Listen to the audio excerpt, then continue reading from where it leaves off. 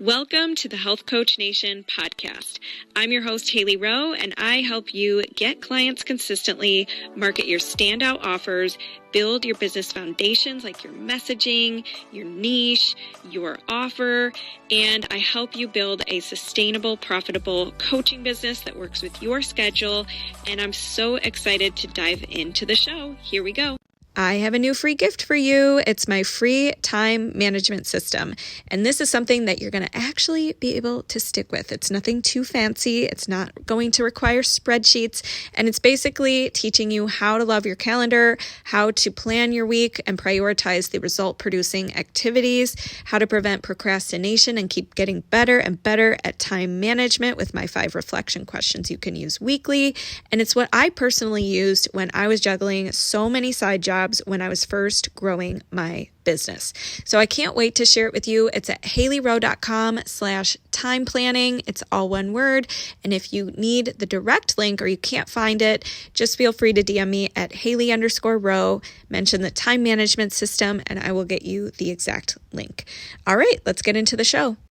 Hey everyone, I'm here today with Lisa Hammett. Is that how you say your last name? Yep, correct. Awesome. And she is a success coach. She's been a TEDx speaker. I believe she's an author as well, yes. Right, Lisa? I am. And she's going to tell you a little bit about herself. But today, we as business owners together wanted to come on to talk with other business owners about struggles with people pleasing and overwhelm, because we are at a time in business where there's more things you can even imagine that people are telling you you should be doing. And there's more expectations, I think, too, than ever before. So we're going to talk a little bit about that today. But Lisa, why don't you introduce yourself first and we'll get into it.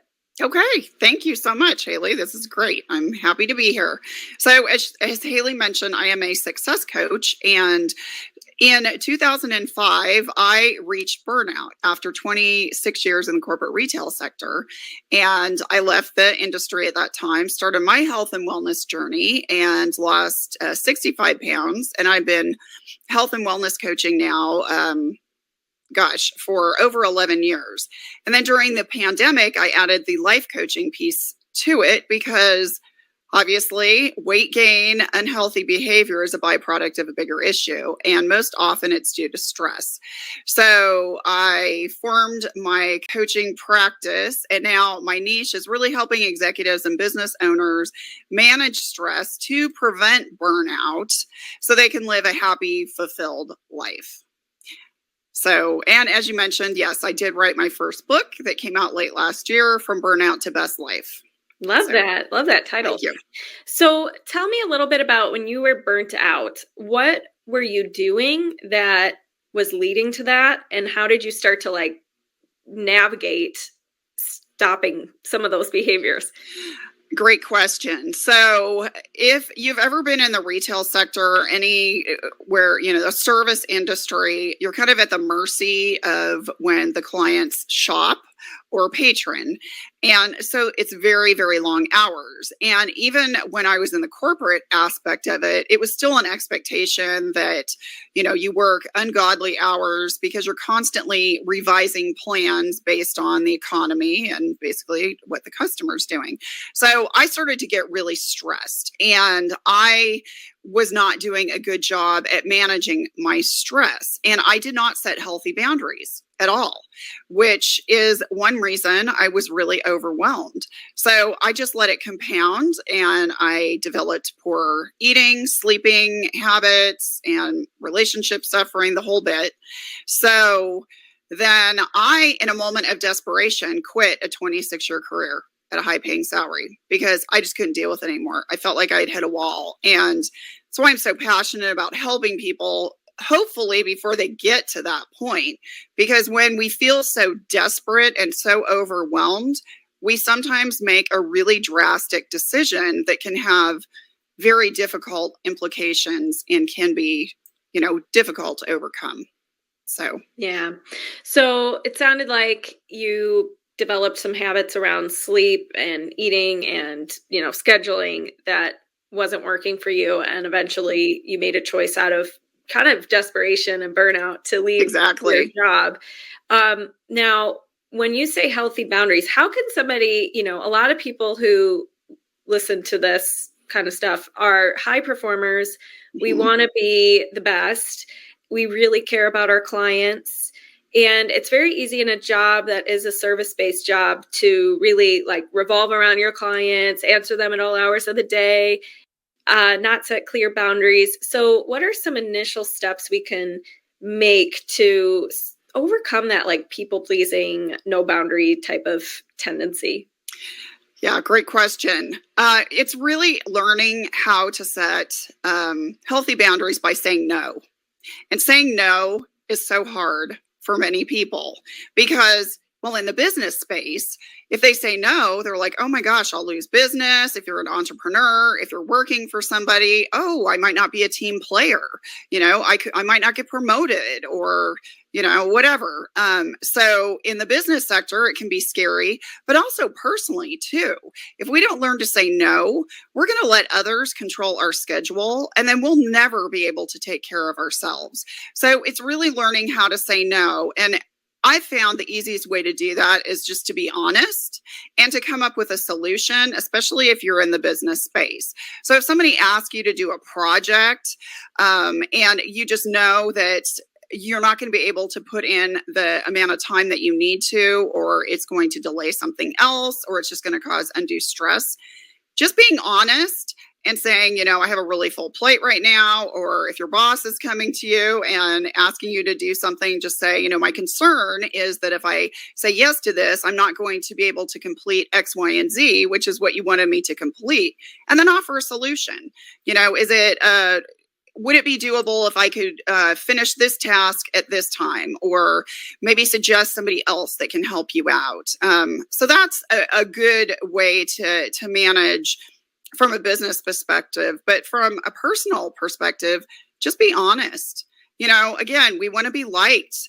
We do. There's that people pleasing component to all of us, and we don't want people to think ill of us. But if we don't learn to say no, then we're just going to be miserable. So just be honest. Just say, oh, I have a really full plate. That sounds wonderful, but I'm going to have to decline. And don't apologize. That's the biggest thing. Do not apologize for saying no.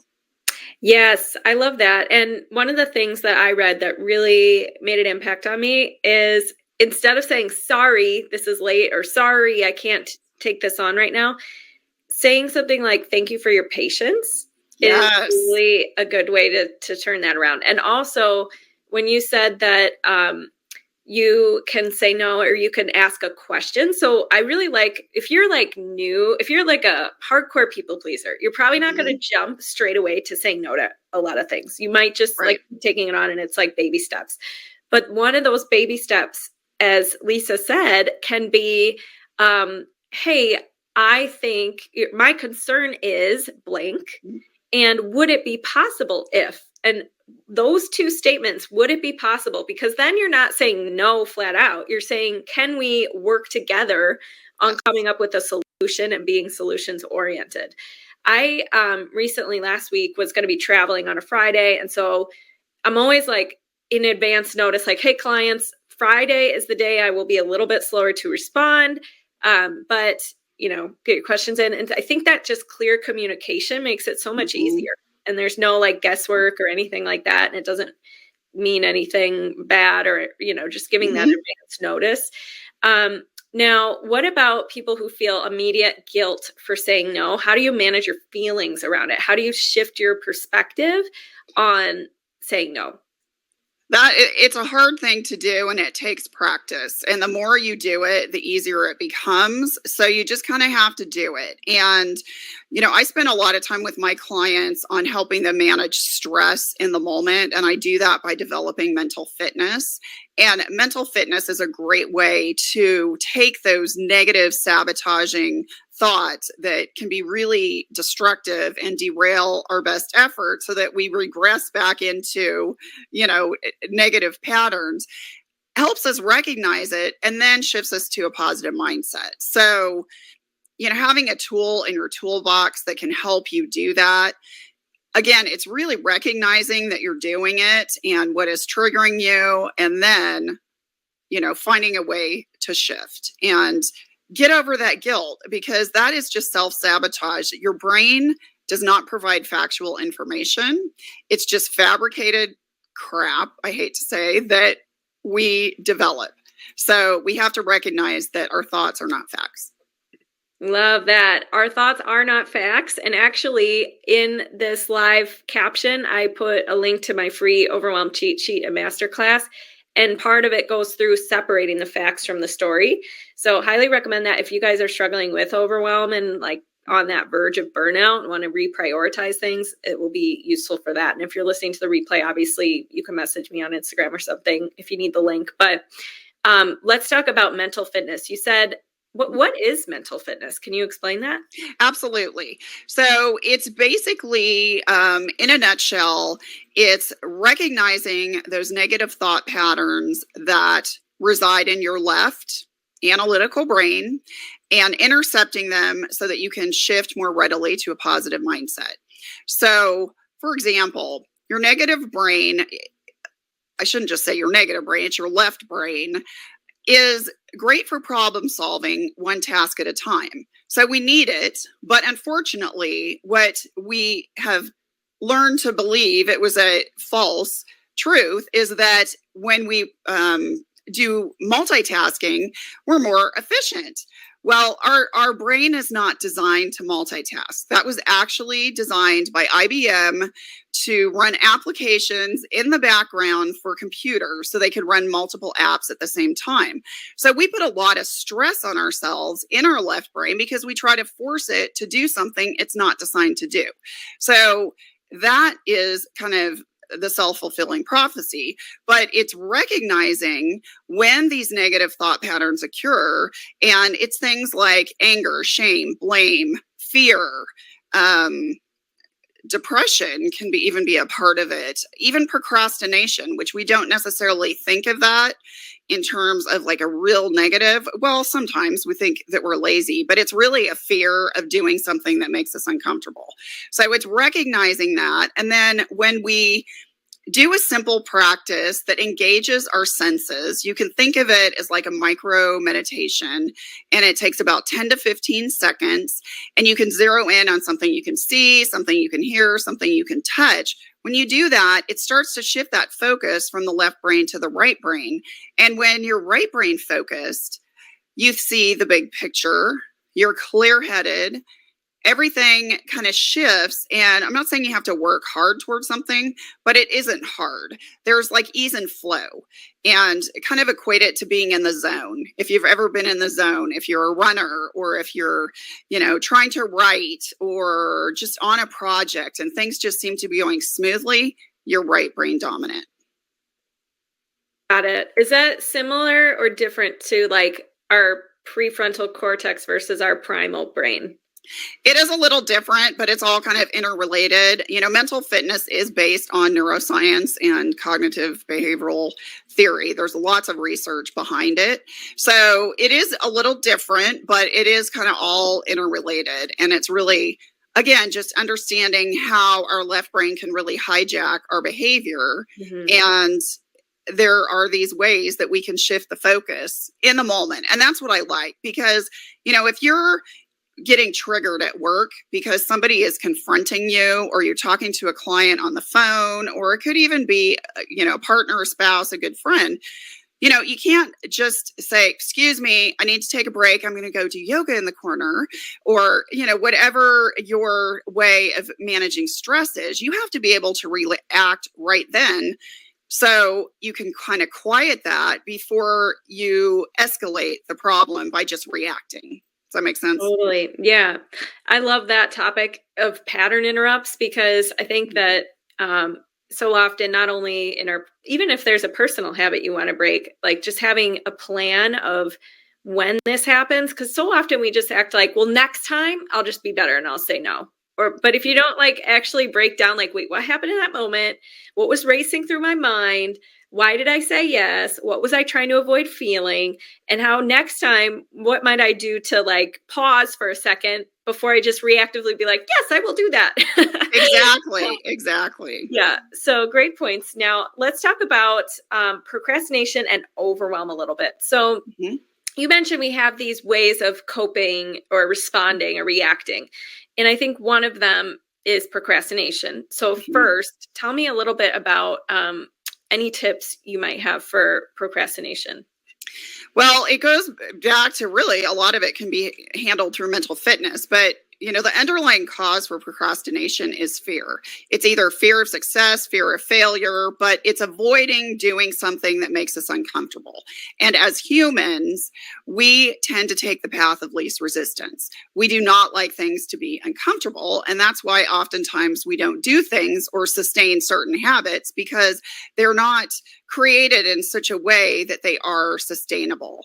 So the key is to, if you're working towards a goal or developing a habit, is to break it down into little bite-sized chunks that are, I like to call it almost stupid simple, where you would think, oh my gosh, I could totally do that. That's not even really a goal.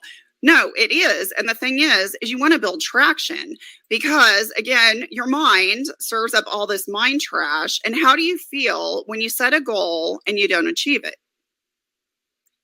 You feel like crap, and you're like, I can't do this. It just makes you feel worse. So you want to build momentum and make yourself feel better. So if there's something that you're consistently procrastinating on, and then it's creating overwhelm because you're stressed and you need to do it, break it down in such a way so that it's almost stupid simple. And it would have to be these little consecutive steps. Don't try to bite off, the whole thing at one time, because that's not going to work. And give yourself some grace. You're human.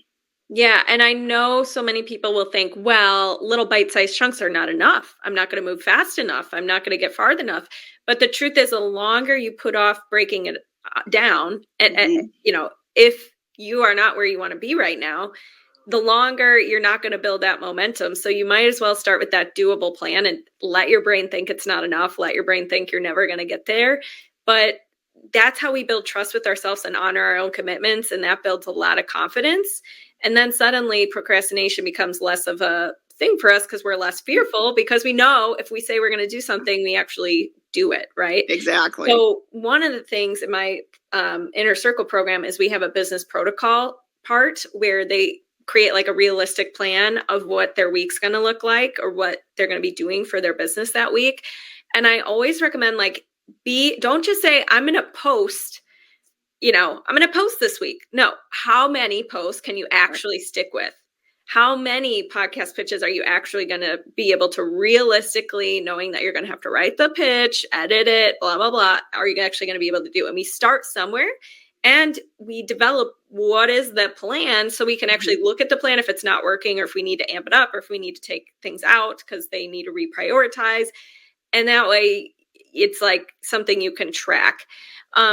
So tell me a little bit about when you were overwhelmed. So like, when we are business owners, we have a lot of competing priorities. We have our client delivery. We have, usually if we're a solopreneur, we have to do our own marketing.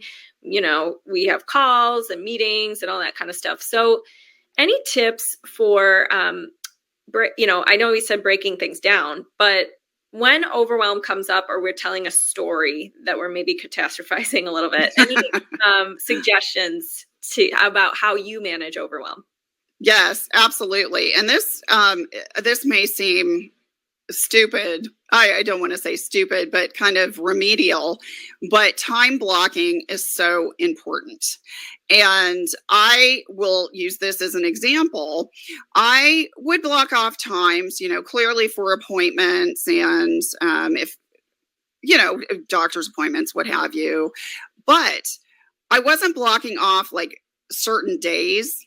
And what was happening is people were booking calls with me all over the place. There was no set schedule. I did allow for breaks, but it was stressing me out and overwhelming me. So it took a while, but I finally blocked off certain days for doing certain tasks. So if you are very task driven and have a lot of things on your plate, you need to do that as well. And stick to it and eliminate distractions, because that's the problem too. It's, turn your phone off if you can for X amount of time, or at least put it on silent, put it away somewhere, and so that you can 100% focus. And again, it may sound remedial, but once you get control of your schedule, a lot of that overwhelm goes away because you are managing your time. Your time isn't managing you. Does that make sense? Yes, I'm a huge fan of time blocking. Even like schedule when you're driving, schedule the buffer time it might take if there's a tech issue in whatever you're doing today.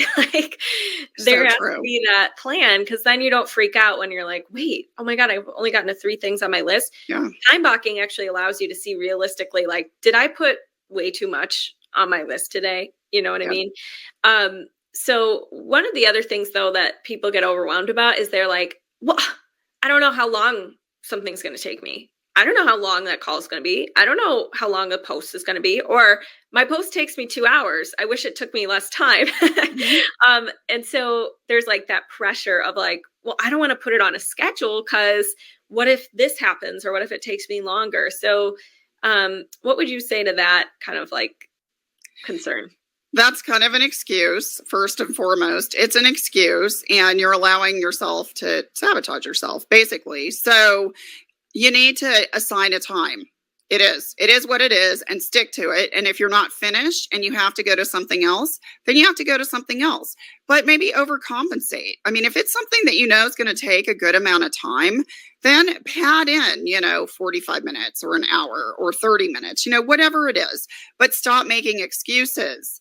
That's an excuse for doing it because it's uncomfortable. And once you start doing it, it will get more comfortable. Yep. Okay, I'm going to throw you another excuse. Sure. And that is, I love being spontaneous. I don't want my day to be planned or batched. I want to have like room to be spontaneous. So then I would ask the question, how productive are you? And are you accomplishing what you need to set out to do?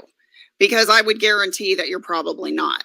So what you can do is schedule time to be spontaneous. I know that seems weird, but schedule me time, self-care, whatever it is. And if it's really important for X amount of time, then, it could be 4 hours. It could be a day. It could be half a day. It could be an hour. Whatever it is, that is your time to do whatever. And you can just say free time, but you have to do it.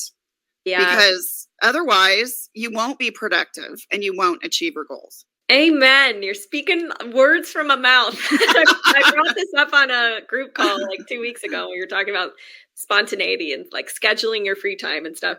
And actually, I think I feel more free when I do that, because then I'm actually able to be present and I'm not thinking about all the stuff I didn't get done and all the stuff I should be doing, and like that I didn't have I like structure though, so I will say that. But okay, one question for you about your TEDx talk. So tell us what your TEDx talk topic was, and tell me a little bit about that process, just for business owners listening. Any like takeaways you had from it or anything like that? Yes, absolutely. So this was the first speaking engagement that I had ever done that I had to 100% memorize. So I'm a public speaker. I speak often. I do conferences, webinars, what have you.